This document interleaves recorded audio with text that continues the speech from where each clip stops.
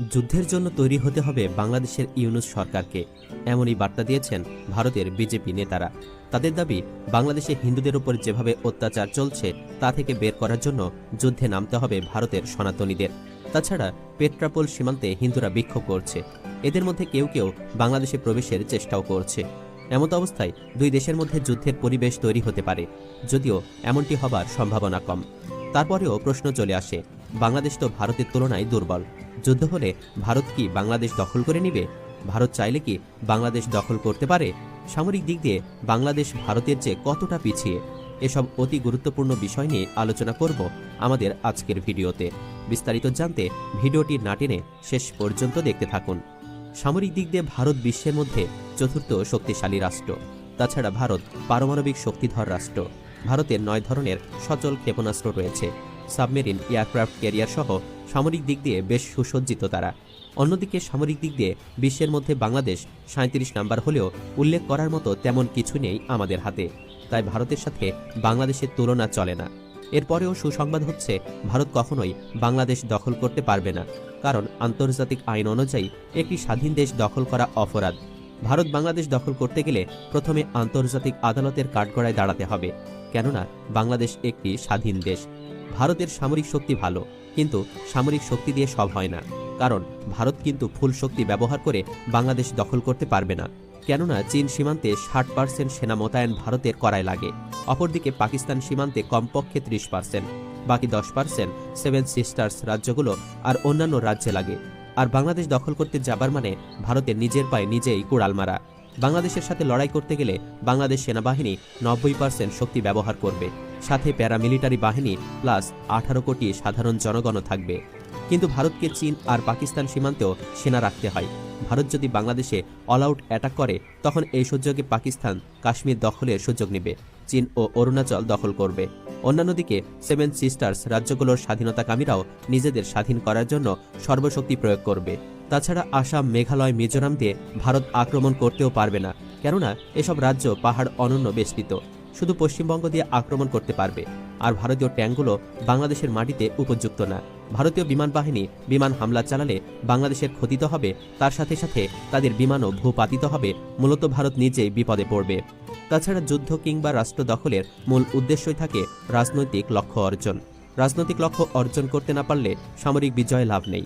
যেমন ভিয়েতনাম যুদ্ধে মার্কিন যুক্তরাষ্ট্রের রাজনৈতিক লক্ষ্য ছিল চীন প্রভাবিত কমিউনিস্ট সরকারের পুরোপুরি পতন ঘটিয়ে যুক্তরাষ্ট্রের অনুগত সরকারকে ক্ষমতায় বসানো। যুদ্ধে মার্কিনিরা সামরিক বিজয় এগিয়ে থাকলেও রাজনৈতিক লক্ষ্য অর্জন করতে পারেনি, বিধায় ভিয়েতনাম যুদ্ধে মার্কিনিরা কৌশলগতভাবে পরাজিত। একইভাবে আফগানিস্তান যুদ্ধে মার্কিনীদের রাজনৈতিক লক্ষ্য ছিল তালেবান সরকারকে পুরোপুরি পতন করে মার্কিন অনুগত নর্দার্ন অ্যালায়েন্সকে কিংবা অন্য কোনো শক্তিকে পুরো আফগানিস্তানের ক্ষমতায় বসানো। কিন্তু তালেবানকে পতন করানো যায়নি, ফলে তারাও আফগানিস্তান থেকে লেজ গুটিয়ে চলে গেছে।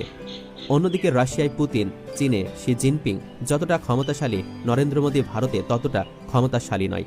সুতরাং বাংলাদেশ আক্রমণ করতে গেলে প্রথমেই অভ্যন্তরীণ বাধা অতিক্রম করতে হবে নরেন্দ্র মোদীকে। সেক্ষেত্রে নিজের দেশেই একটা রাজনৈতিক গোলযোগ লেগে যাবে এবং শেষ পর্যন্ত বাংলাদেশ আক্রমণ করা নাও হয়ে উঠতে পারে। ধরে নিলাম অভ্যন্তরীণ বাধা কাটিয়ে ভারত বাংলাদেশ আক্রমণ করেই বসেছে, তারপরেও প্রথমে বাধা হয়ে দাঁড়াবে ইউরোপিয়ান ইউনিয়ন, কারণ বাংলাদেশ ইউরোপিয়ান ইউনিয়নের একটা বিশাল শ্রমবাজার। নিজেদের শ্রমবাজারকে তারা এভাবে ধ্বংস হতে দিবে না। তাছাড়া বাংলাদেশ একটি বড় মাপের আমদানি নির্ভর দেশ। অনেক দেশের বাণিজ্য স্বার্থ জড়িত বাংলাদেশের সাথে। তারাও সর্বোচ্চ চেষ্টা করবে যুদ্ধ শুরুর আগে বন্ধ করতে। আজকে রাত 12টায় বাংলাদেশ আক্রমণ করলে দুপুর 12টার আগেই পাকিস্তান সহ অন্যান্য মুসলিম কান্ট্রি তীব্র প্রতিক্রিয়া জানাবে। পাকিস্তানের সরকারের সাথে বাংলাদেশ নতুন সরকারের কূটনৈতিক সম্পর্ক ভালো হয়েছে, ফলে পাকিস্তানের জনগণের চাপে সেদেশের সরকার প্রতিক্রিয়া ও সর্বাত্মক প্রতিরোধের চেষ্টা করতে বাধ্য হবে। অন্যান্য মুসলিম দেশগুলো সমান প্রতিক্রিয়া ও সর্বাত্মক প্রতিরোধের চেষ্টা করবে। কিন্তু পাকিস্তানের কথা আগে বললাম, কারণ এমনিতেই ভারতের সাথে তাদের সম্পর্ক ভালো নেই। ধর্মীয় দিকটা বাদই দিলাম, ভারত বাংলাদেশ আক্রমণ করলে চীন ও চীনা বলয়ের দেশগুলো বাংলাদেশে ভারতের বিরুদ্ধে ছায়া যুদ্ধে লিপ্ত হবে। পাশাপাশি রাশিয়া তো আছে। দেশ দুটি বাংলাদেশের কাছে কয়েক শত বিলিয়ন ডলার অর্থ পাবে।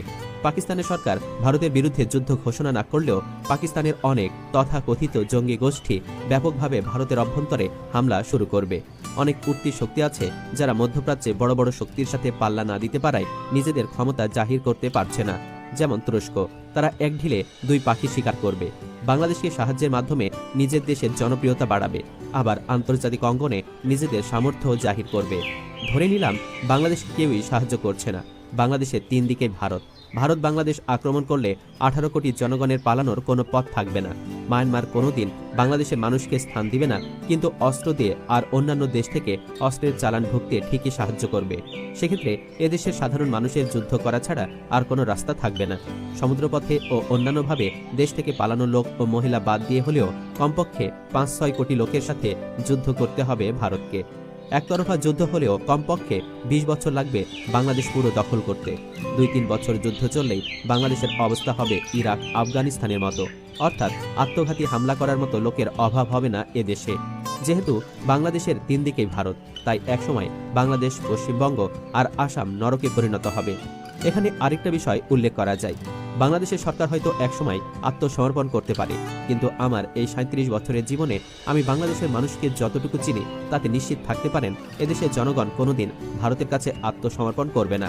তাছাড়া ভারতের বাংলাদেশকে অঙ্গরাজ্য বানাতে হইলে সেনাবাহিনীকে পরাজিত করতে হবে, যা ভারত কখনো করতে পারবে না। কারণ বাংলাদেশের সেনাবাহিনীকে পরাজিত করতে হলে ভারতকে 25-30 ডিভিশন সৈন্য নিয়ে আসতে হবে, কিন্তু ভারতের সৈন্য আছে 40 ডিভিশন, যাদের 20 ডিভিশন তারা পাকিস্তান সীমান্তে ও 7 ডিভিশন চীন সীমান্তে রাখে এবং বাকিরা কৌশলগত রিজার্ভ ফোর্স।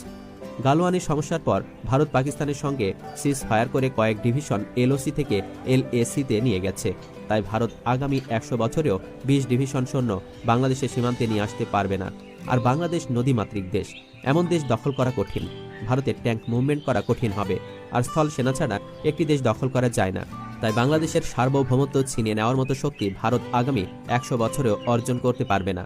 2001 সালে বিডিআর বড়াইবাড়ি যুদ্ধে 16 জন বিএসএফকে হত্যার পর বাংলাদেশের অনেক বিশেষজ্ঞরা ভেবেছিল ভারতীয় সেনাবাহিনী হয়তো আর্টিলারি দিয়ে কিছু পোস্ট দখলের চেষ্টা করবে, কিন্তু ভারত সরকার কিছুই করেনি। তারা ভবিষ্যতেও সামরিকভাবে কিছু করতে পারবে না।